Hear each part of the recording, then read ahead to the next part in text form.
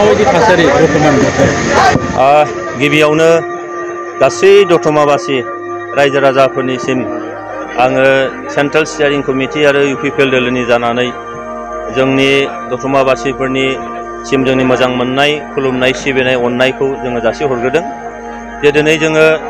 9 नं दतमा बियाबाव जोंनि इउपिपिएल दोलोनि आफादगिरि मानगोनां प्रमद बर' बयजोंबो अनजाग्रा बयजोंबो सिबिजाग्रा बिथांखौ जोङो बिजाथि महरै मोननो हादों। दा जोङो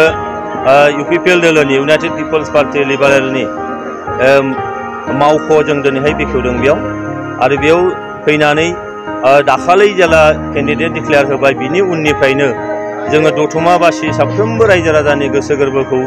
जोङो एसे बिजिरनानै नायदों एसे मोनदांदों जे बिथांमोनहा जोबोद बिथां प्रमद बर'खौ बिजाथि महरै मोननानै जोबोद माने खुसि आरो बे खुसिनि फिथाइया फैबाय थानाय 22 तारिखआव जानो गोनां जे बिसायख'थि बे बिसायख'थियाव सारा 40टा समस्तिनि गेजेरावनो बिथांमोना बांसिनै भट होनानै देरहाहोनो थाखाय बिथांमोना जेब्लाबो रेडि। बेनिखायनो आङो साफ्रोमबो दतमाबासि बिथांमोनजों खावलायहरनो लुबैदों जे फैबाय थानाय 22 तारिखनि बिसायख'थिया जाहाथे नैबे दतमा समस्तिखौ बयनिख्रुइबो साबसिन हामसिन खालामनायनि मोनसे जे सुजुग बे सुजुगखौ जानो बयबो लायो आरो बेनिखायनो बिथांमोनहा खुनु हारि धोरोम बोरोन सायख'आलासे बयबो लैहोर लैहोरै फैनानै जाहाथे भट खालामो भट होयो बेखौनो आं खावलायदों।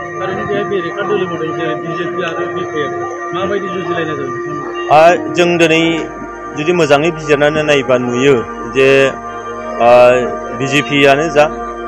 बिपिएफआनो जा बिथांमोननि भटार सापर्टारफोरखौ जुदि नायो बे दोलोनिफ्राय बे दोलो बे मोननै दोलोजोंनो थांलाय फैलाय जाबाय थादों आरो भटआ गावोबा बे मोननै दोलोनि गेजेरावनो गावगोन। इउपिपिएल हिसाबै दिनैहाय प्रमद बर' बिथांखौ बिजाथि मोननाय लोगो लोगोनो इउपिपिएलनि मददगिरिफोरनि अनगायैबो गुबुन गुबुन दोलोनि सुबुंफ्राबो बेयाव हारि बोरोन सायख'आ जासे धोरोम सायख'आ जासे दिनै भट होनो रेडि जानानै दं। बेनिखायनो बिजेपियानो थाथों बा बिपिएफआनो थाथों दिनैहाय इउपिपिएल दोलोनि बिजाथिनि खाथियाव निस्सय बिथांमोना निस्सय साफिनो हानाय नङा आरो बेखिनि फोथायनाया जोंहा रायजो राजाफोरनि सायाव दङ।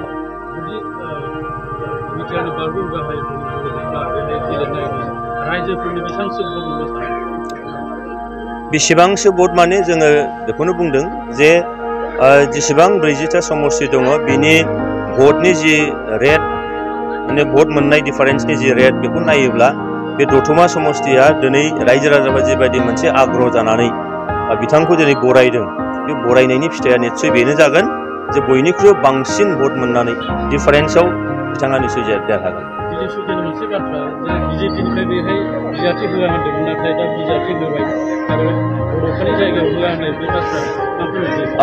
पलिटिकेल पार्टियाव गोबां बाथ्राखौ हयथ' नायनांगौ थायो। बिथांमोना हयथ' उननि बाथ्राखौ नाहरदों बिजाथि होआब्ला हयथ' बिथांमोननि दोलोनि जिखिनि खुन्थिया बे खुन्थिया हयथ' इयुनावबो लोरिनायनि मोनसे हयथ' गिनायबो थागोन जायनि जाहोनावनो हयथ' बिथांमोना होनांदों जानोबो हागौ। किन्तु जिखौखि होआथों मानो दिनै जोंहा इउपिपिएल हिसाबै जों मजबुत मोनसे अबस्थायाव दङ आरो दिनै रायजो राजाफोरनि जि मोनसे आग्रह बिथांखौ मोननानै बिजाथि हिसाबै मोननानै प्रमद बर'खौ मोननानै बेनो जोंखौ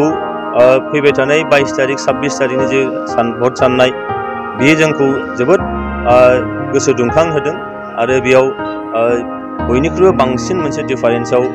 जे रायजो राजाफ्रा प्रमद बर' बिथांखौ बरायनानै लागोन बिथांखौ आजावनानै लागोन बेखिनिखौ जों मोनदांनो हायो।